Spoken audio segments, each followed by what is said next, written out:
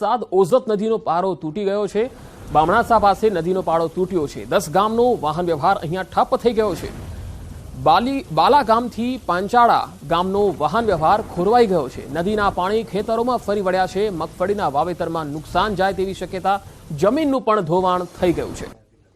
તો જૂનાગઢથી આ તસવીરો આવી રહી છે। ભારે વરસાદ બાદ હવે એક બાદ એક ગામોની સ્થિતિ પણ કફોડી બનતી જઈ રહી છે। ઓઝત નદીનો પાળો તૂટ્યો અને આ પાણી બામણાસા પાસેના આસપાસના વિસ્તારોમાં ફરી વળ્યું। 10 ગામનો વાહન વ્યવહાર અહીંયા ઠપ થઈ ગયો છે। સ્થાનિકો અત્યારે પારાવાર હાલાકી ભોગવી રહ્યા છે। આ તસવીરો જુઓ, મોટી સંખ્યામાં સ્થાનિકોને અવરજવર થઈ શકે એવી કોઈ પરિસ્થિતિ નથી। બાલા ગામથી પંચાળા ગામનો વાહન વ્યવહાર ખોરવાઈ ગયો છે। નદીના પાણી ખેતરોમાં ફરી વળ્યા છે। જે લોકોના ખેતરો આ નદીની આસપાસ આવેલા છે તેમને પણ નુકસાન જાય તેવી શક્યતા દેખાઈ રહી છે, કારણ કે મગફળીના વાવેતરમાં પાણી ફરી વળ્યું છે। જમીનનું પણ ધોવાણ થયું છે। આ તસવીરો જુઓ, ઠેક ઠેકાણે ખેતરોમાં પાણી ફરી વળ્યા છે। ખેતરો જળમગ્ન બન્યા છે અને અવરજવર કરવાનો જે રસ્તો છે એ પણ હવે આ પાળો તૂટવાના કારણે બંધ થઈ ગયો છે। સ્થાનિકોના ટોળે ટોળા ઉમટ્યા છે, કારણ કે સવારમાં જે લોકો પોતાના ખેતરે જતા હોય અથવા તો નોકરીના સ્થળે જતા હોય, પરંતુ કેવી રીતે જવું એ મોટો સવાલ બની ગયો છે। બાલા ગામથી પંચાળા ગામનો જે આસપાસ અવરજવર કરવાનો જે રસ્તો છે એ હાલ બંધ થઈ ગયો છે। વાહન વ્યવહાર અહીંયા ઠપ થયો છે। આ બંને ગામની વચ્ચે કુલ 10 જેટલા ગામો છે। ત્યાં લોકો અવરજવર કરતા હોય છે, એકબીજાની ગામની અંદર વસ્તુઓ લેવા અથવા વેચાણ કરવા માટે પણ જતા હોય છે, ખેતરોમાં પણ જતા હોય છે। આ 10 ગામોમાં હવે અવરજવર બંધ થયેલી છે। બામણાસા પાસે નદીનો પાળો તૂટ્યો છે અને તેનું કારણ છે ઓઝત, ભારે વરસાદ અને ઓઝત નદીમાં જે પાણીનું વહેણ વધ્યું તેના કારણે નદીનો પાળો તૂટી ગયો અને તેના કારણે બામણાસા પાસે આ પાળો તૂટવાને લઈ 10 જેટલા ગામોમાં આ પાણી ફરી વળ્યા છે। બાલાગામથી પંચાળા ગામનો વાહન વ્યવહાર ખોરવાઈ ગયો છે। નદીના પાણી ખેતરોમાં જોવા મળી રહ્યા છે, જળમગ્ન થયા છે ખેતરો અને લોકોના ટોળે ટોળા અહીંયા ઉમટેલા જોઈ શકાય છે। આ પાણી છે એનું વહેણ જોવા માટે લોકો મોટી સંખ્યામાં આવી રહ્યા છે। ઘણા લોકો એકબીજાના ગામ તરફ પોતાના કામથી પણ જઈ રહ્યા છે, પરંતુ જઈ શકાય તેમ નથી। મગફળીનું વાવેતર જે ખેતરોમાં થયેલું છે તેને નુકસાન જવાની ભીતિ છે। આ પાણી ખેતરોમાં ફરી વળ્યા છે। જમીનનું પણ ધોવાણ થતું જોઈ શકાય છે। તો નદીના પાણી ખેતરોમાં ફરી વળતા ખેડૂતોને માથે હાથ દઈ રોવાનો વારો આવી શકે છે। જૂનાગઢથી એક્સક્લુઝિવ તસવીરો આપને બતાવી રહ્યા છે। અહીંયા ભારે વરસાદ પડ્યો છે। છેલ્લા 2-3 દિવસથી આપણે જોઈ રહ્યા છીએ કે જૂનાગઢમાં જે રીતે વરસાદે ગમરોડી નાખ્યા છે અનેક વિસ્તાર, ત્યારે અંકિત પોપટ સંવાદદાતા જૂનાગઢથી મારી સાથે જોડાયા છે। અંકિત, આ જે પાળો તૂટ્યો છે તેનાથી કેટલા ગામો પ્રભાવિત થયા છે? ખેડૂતોનું શું કહેવું છે? ચોક્કસ, સૌપ્રથમ તો હું કેમેરામેનને વિનંતી કરીશ કે તે મારી પાછળના જે દ્રશ્યો છે તે દ્રશ્યો બતાવવાનો પ્રયત્ન કરે। જોઈ શકાય છે કે કઈ રીતે પાણીનું ધસમસતો પ્રવાહ છે તે ખાસ કરીને નદીની અંદર જોવા મળી રહ્યો છે। કોઝવેની ઉપર હવે પાણી છે તે આવવા લાગ્યું છે। જોઈ શકાય છે 20 ફૂટ નીચે પાણીનો જે જળ સપાટી હતી ને હવે 20 ફૂટ ઊંચું આ પાણી છે તે આવી ચૂક્યું છે। દ્રશ્યો અમે જે બતાવી રહ્યા છીએ આ દ્રશ્યો છે પાંચાળા ગામના, અને ખાસ કરીને આ વિસ્તારને જો વાત કરવામાં આવે તો આ વિસ્તારને કેશોદનો ઘેડ પંથક તરીકે ગણવામાં આવે છે। લોકો આપણી સાથેથી આપણે તેમની સાથે પણ વાતચીત કરવાનો પ્રયત્ન કરીશું। કાકા, શું કહેશો, આટલા વર્ષોમાં કોઈ દિવસ આ પ્રકારનું પાણી ચોમાસાની અંદર જોયું છે ખરું? નહીં સાહેબ, ક્યારે એટલું પાણી અમારી જિંદગીમાં તો અમે ક્યારે જોયું નથી। બરાબર, આ વર્ષે બહુ અતિશય એટલે અતિશય પાણી કહેવાય અને અત્યારે ખેડૂતની પરિસ્થિતિ તમે હાવ તંગદિલ છે। આમ બહુ તકલીફ પાડવી છે। અત્યારે ઘેડ પંથક આખો પાણીમાં ગરકાવ છે અને ખેડૂતો જે મગફળીનું બિયારણ અને વાવી અને એ લોકો બહુ અત્યારે તકલીફ અનુભવી રહ્યા છે, કારણ કે બધોય પાક નિષ્ફળ જાય એવો સંભાવના નહીં, 100% આ નિષ્ફળ જ જાય એમ।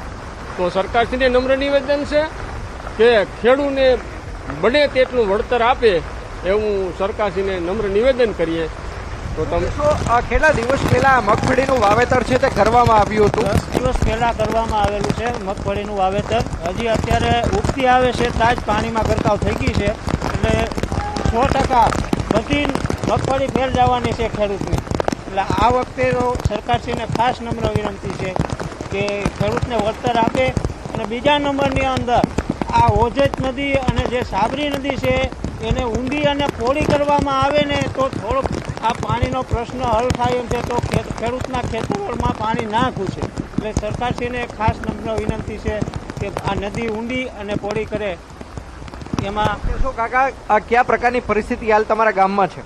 ઉત્તરાયણ બહુ પરિસ્થિતિ નબળી છે અને પાણી ઓછું આવી ગયું, ખેતરોનો બધી નુકસાન અવર બહુ થઈ ગયું.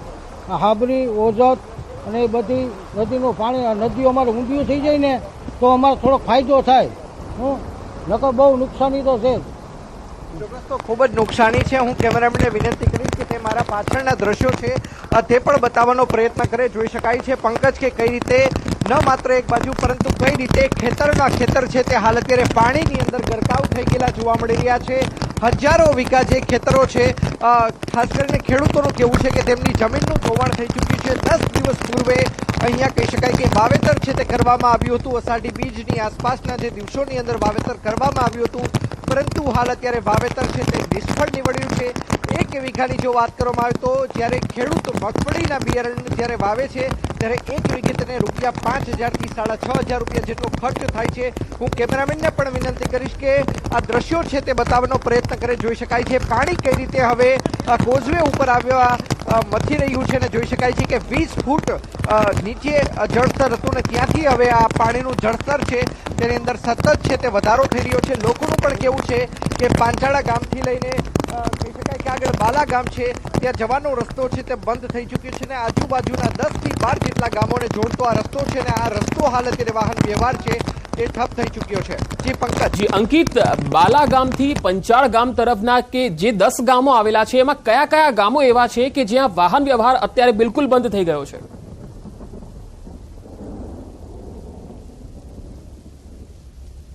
હું દ્રશ્યો પણ બતાવવાનો પ્રયત્ન કરીશ. પંકજ, ખાસ કરીને વાત કરવામાં આવે તો આપણે જે સ્થાનિક લોકો છે તેમની સાથે પણ વાતચીત કરવાનો પ્રયત્ન કરીશું.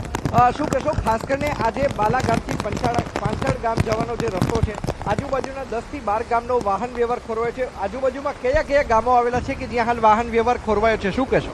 અહીંથી સાહેબ લગભગ ઘેડનો તમામ રસ્તો બંધ થઈ ગયેલો છે પંચાળા ગામથી. એટલે આ પંચાળાની નીચે આવેલા બાલા ગામ, બામણાસા, ઓસા, ફુલરામા, આ બધા ઘેડ પંથકના જે ગામડા છે, અખોદર, પાડોદર, એ દરેક ગામ સંપર્ક વિહોણા થઈ ગયા એમ કહેવાય તો કહી શકાય. કારણ કે અત્યારે કોઈ કંઈ ત્યાં જઈ શકે નહીં, બરાબર. અને એની પરિસ્થિતિ અત્યારે બહુ વિકટ છે. ખાસ કરીને જ્યારે ચોમાસાની અંદર ઓજતનું પૂર આવતું હોય છે ત્યારે ત્યાંના લોકો છે તે વાહન વ્યવહાર કઈ રીતે કરતા હોય છે? જીવન જરૂરી ચીજ વસ્તુઓ છે તેની આપણે કઈ રીતે કરતા હોય છે? શું કહેશો? જીવન જરૂરી વસ્તુમાં તો એવું છે કે સાહેબ જ્યારે આ વરસાદમાં એવું ચોમાસાની ઋતુ આવે એ પહેલાં બધા એ લોકો સંગ્રહ કરી લે અને એ છતાંય જ્યારે આવા વરસાદને આવા પરિસ્થિતિ થાય ત્યારે એનો ડબલ ભાવ દઈને પણ બિચારાને ખરીદવો પડે. કારણ કે સંકટ જ એવું છે કે વસ્તુ મળતી જ નથી, તો એ પછી વસ્તુના ભાવ વધી જાય અને એ વસ્તુના વધારે ભાવથી પણ એને લેવું પડે, ખરીદવું પડે. કારણ કે જે વસ્તુ જીવન જરૂરી છે એના વગર તો હાલવાનું નથી. એટલે એ લોકોને અત્યારે એવી પરિસ્થિતિ થઈ જાય કે બધી વસ્તુ એને સંગ્રહીને રાખી લેવી પડે ચોમાસા પહેલાં, બરાબર. આવી પરિસ્થિતિ છે. તો પંકજ, જે પ્રમાણે સ્થાનિકોનું કહેવું છે કે આજુબાજુના જે 10 થી 12 જેટલા ગામો પણ તેમને નામ બતાવ્યા, તમામ જગ્યાએ હાલ અત્યારે સંપર્ક છે તે ખોરવાઈ ચૂક્યો છે. કારણ કે કોઝવે ઉપર પાણી છે તે ફરી વળ્યા છે અને જેના કારણે વાહન વ્યવહાર છે તે હાલ અત્યારે ઠપ થઈ ચૂક્યો છે. જી અંકિત, આભાર સમગ્ર માહિતી આપવા માટે. તો હાલ જૂનાગઢમાં આપ જોઈ શકો છો કે ધોધમાર વરસાદ પણ પડી રહ્યો છે અને હાલ જૂનાગઢથી જે તસવીર આવી રહી છે, નદીના પાણી ખેતરોમાં ફરી વળ્યા છે. બાલાગામથી પંચાળા જવાનો જે ઘેડ પંથકના 8 થી 10 અને 12 જેટલા ગામો છે કે જ્યાં હાલ વાહન વ્યવહાર બિલકુલ ઠપ થઈ ગયો છે. ખેતરો જળમગ્ન બન્યા છે, લોકો ખૂબ જ પરેશાન છે.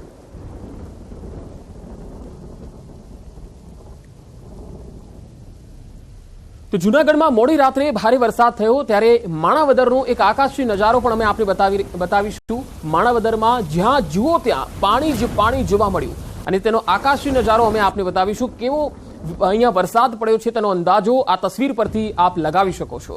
માણાવદરનો આ આકાશી નજારો, ધોધમાર વરસાદ અને સાંબેલાદાર વરસાદને કારણે માણાવદરના મોટા ભાગના વિસ્તારો જળમગ્ન બનેલા જોઈ શકાય છે. નીચાણવાળા વિસ્તારોમાં ભરપૂર પાણી ભરાયેલા છે અને અહીંયા લોકોની અવર જવર પણ બિલકુલ ઠપ થયેલી છે.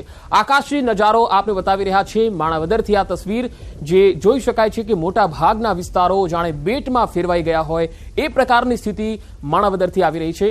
વધુ માહિતી સાથે સંવાદદાતા જૂનાગઢથી અતુલ વ્યાસ જોડાયા છે. અતુલ, માણાવદરનો જે નજારો દેખાઈ રહ્યો છે, ખરેખર અહીંયા સ્થિતિ ખૂબ કફોડી લાગી રહી છે. હાલ શું લેટેસ્ટ અપડેટ છે?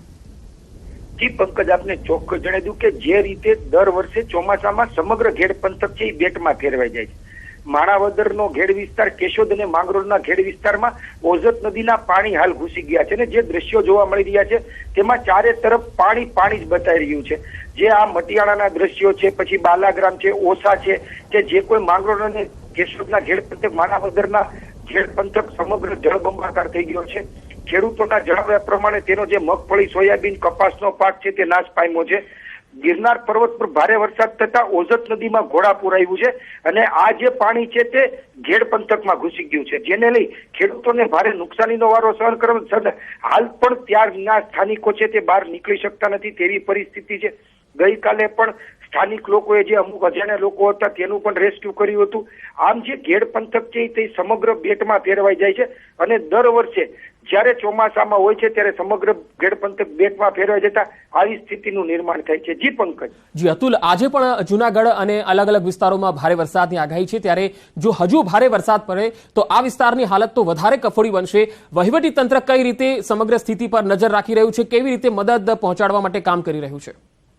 જી પંકજ, ચોક્કસથી કે આ રીતે જે રીતે જુનાગઢ જિલ્લાની વરસાદની પરિસ્થિતિ છે, જે રીતે મેઘરાજાએ જુનાગઢ જિલ્લાને ધમરોળી નાખ્યું છે, પોતાનું રૌદ્ર સ્વરૂપ બતાવ્યું છે, ત્યારે એનડીઆરએફની એક ટીમ છે તેને અહીંયા બોલાવી રહી છે જુનાગઢમાં. ખાસ કરીને જો હજુ વરસાદ વરસે ગઈકાલે જુનાગઢ જિલ્લાનો જે મોટામાં મોટો ઓઝત 2 ડેમ ઓવરફ્લો થયો છે તેના 10 દરવાજા છે તે 5 ફૂટ ખોલવામાં આવ્યા છે. તે તમામ પાણી છે તે ઘેડ પંથકમાં જશે. જો સાથે ઉપરવાસમાં વરસાદ થશે, જો ઉબેરમાં અને ભાદરમાં પાણી આવશે તો એ તમામ પાણી પણ ઘેડ પંથકમાં જશે, જેને લઈને ઘેડ પંથક છે તે આનાથી વધુ વિકટ પરિસ્થિતિ થાય તેવી હાલ ભીતિ સેવાઈ રહી છે. પણ ત્યાંના સ્થાનિકો છે તે દર વર્ષે આવા જે પાણી છે, આવા જે પૂર છે તેને લઈને એ લોકોના આવા પૂર છે તે સામાન્ય થઈ ગયા છે. પણ હાલ વહીવટી તંત્ર છે તે સંપૂર્ણ છે તે જુનાગઢ જિલ્લા ઉપર નજર રાખી રહ્યો છે. એનડીઆરએફની ટીમ છે તેને પણ સ્ટેન્ડ બાય રખામે છે. કદાચ કોઈ જગ્યાએ રેસ્ક્યુ કરવું પડે કે અથવા કોઈ લોકોને ત્યાંથી બચાવવા પડે તો તેની માટે પણ હાલ વહીવટી તંત્ર છે તે પૂરેપૂરું એલર્ટ છે. જી પંકજ. જી અતુલ, આભાર સમગ્ર માહિતી આપવા માટે. તો માણાવદરનો આકાશી નજારો જેમાં જોઈ શકાય છે કે આખો વિસ્તાર બેટમાં ફેરવાઈ ગયો છે. સમગ્ર વિસ્તાર જળબંબાકાર બની ગયો છે અને હવે 2 કલાકમાં 96 તાલુકામાં વરસાદ વરસ્યો છે. અપડેટ આવી રહી છે. છેલ્લા 2 કલાકની વાત કરીએ તો 96 તાલુકામાં વરસાદ. જૂનાગઢના ભેંસાણમાં 2 કલાકમાં જ 5.5 ઇંચ જેટલો ધોધમાર વરસાદ પડી ગયો. તો પાટણના સિદ્ધપુર અને વલસાડના ધરમપુરમાં 2.5 ઇંચ જેટલો વરસાદ ખાબક્યો છે. તો ખેરગામમાં અને જૂનાગઢમાં 1.5 ઇંચ વરસાદ થયો છે. બાલાસિનોર અને બગસરામાં પણ 1.5 ઇંચ વરસાદ થયો છે. રાજ્યના 12 તાલુકામાં 2 કલાકમાં 1 ઇંચથી વધુ વરસાદ થયો છે.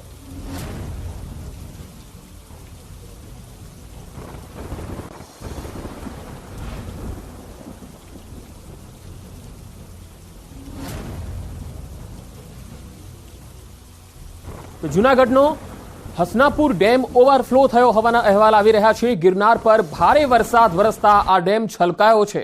નીચાણવાળા વિસ્તારોને એલર્ટ કરવામાં આવેલા છે. પ્રથમ વરસાદમાં જ જૂનાગઢના 3 ડેમ ઓવરફ્લો થયા છે અને ગિરનારનું કુદરતી સૌંદર્ય 16 કળાએ ખીલી ઉઠ્યું છે. આ તસવીરો આવી રહી છે જે હસનાપુર ડેમની છે.